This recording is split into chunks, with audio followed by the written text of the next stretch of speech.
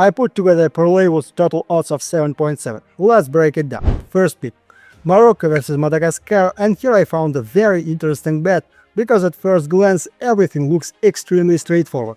One of the strongest teams in Africa is facing a side that didn't even qualify for the World Cup. But personally, I think this is about much more than just a difference in quality. For Morocco, the match is part of their preparation for the World Cup, and new head coach Mohamed Ouabi will surely want to start his journey with the national team in the best possible way. That's why I'm not expecting a relaxed performance from the hosts. On the contrary, I expect a serious approach, high intensity, and a strong desire to put on a show for their fans. If you look at Morocco's squad, the difference between these teams becomes obvious immediate. Most of their core players compete in Europe's top leagues. Mazraoui, Bainaoui, Brahim Diaz, El Kanaous, Saibarik, El Ainaoui, El Kaabi. These are players used to a completely different level of football.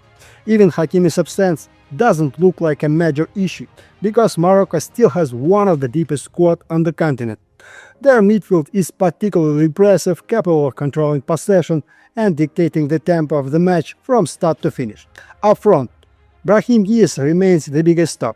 Many remember his missed penalty in the FACON final, but he was still named the tournament's best player, and his influence on this team is impossible to ignore.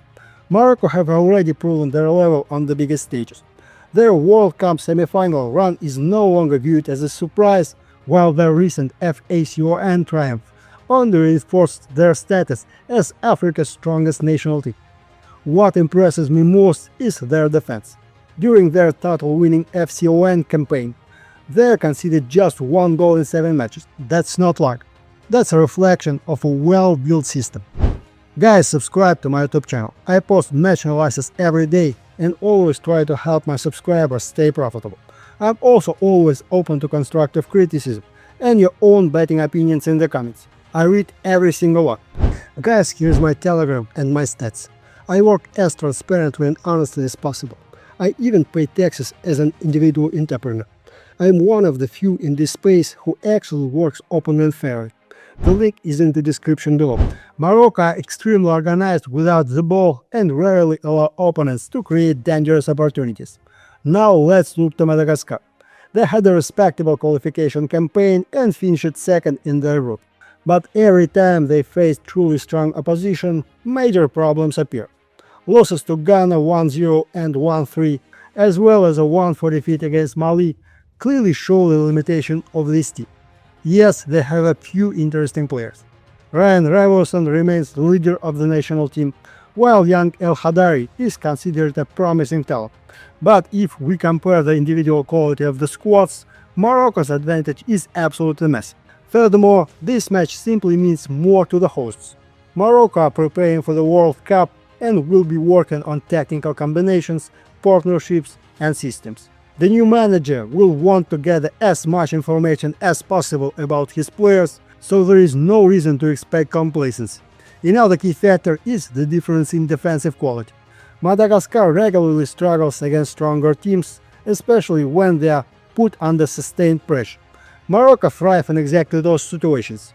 They dominate possession, pin opponents deep, and create plenty of chances through positional attacks. Meanwhile, Madagascar rarely creates much danger against organized opponents. For me, this match script is pretty obvious. Morocco should control possession, dominate territory, and gradually break down Madagascar's defense. The second half looks particularly attractive. In matches like this, favorites often raise the tempo after the break when the underdog starts to tire and spaces begin to open up.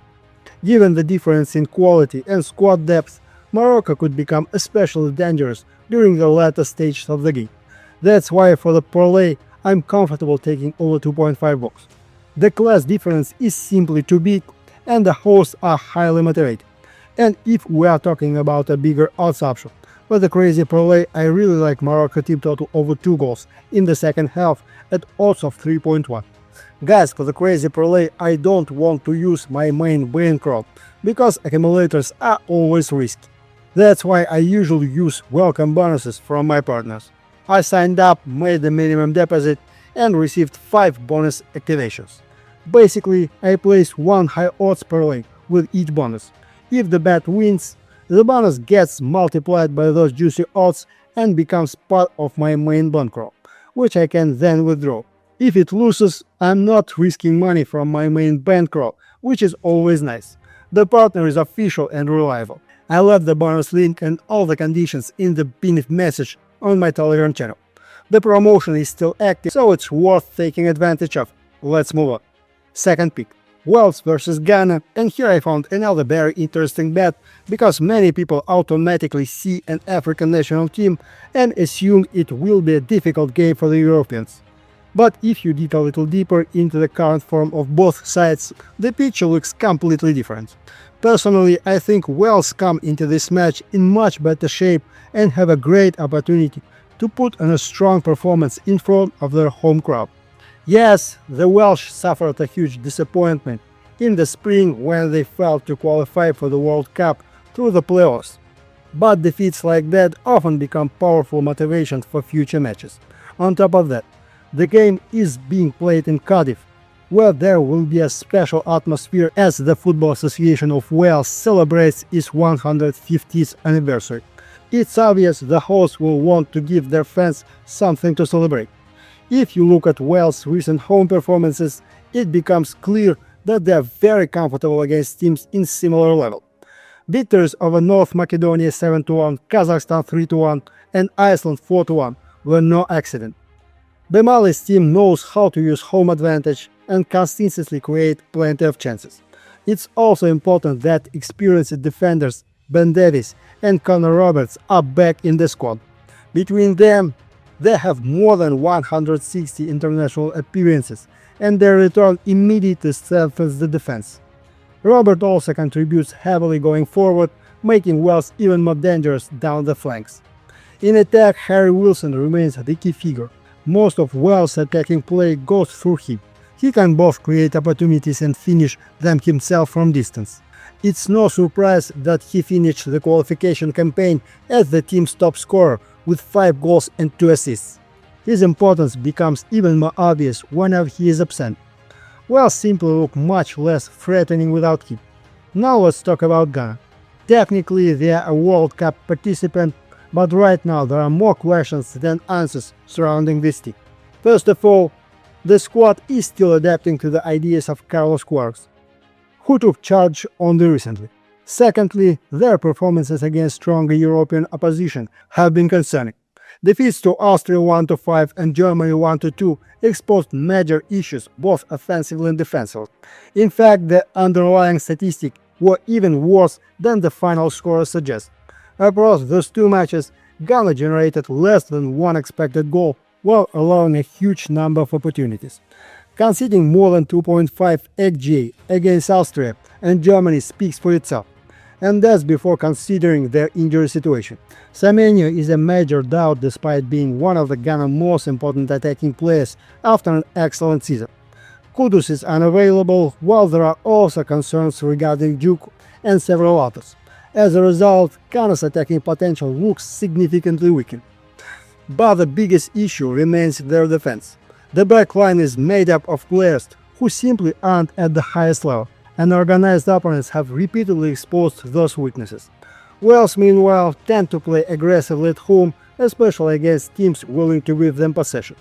I expect the host to press high and attack from the very beginning. Another important factor is motivation. Ghana primarily using this match as preparation for the World Cup. Wales, on the other hand, are playing in front of their supporters after a painful playoff failure and will be eager to respond positively. Their motivation feels much more tangible. Because of that, I wouldn't be surprised if Wales take control early and starts creating chances through Wilson, Johnson and James out wide.